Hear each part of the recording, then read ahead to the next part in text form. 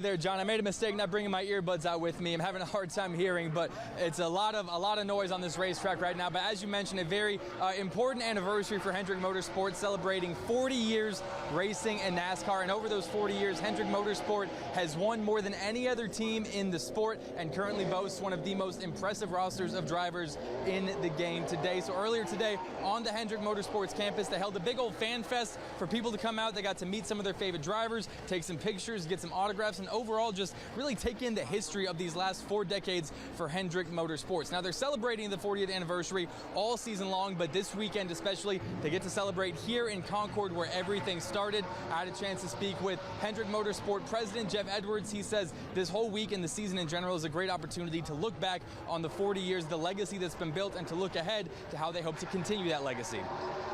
It's absolutely incredible. I mean, just a special time for Hendrick Motorsports and honoring the legacy of this great company. And, the numbers are out there, I feel like, and the numbers kind of speak for themselves. What we're wanting to celebrate this year is just the legacy of this company and what Mr. and Mrs. Hendrick have done.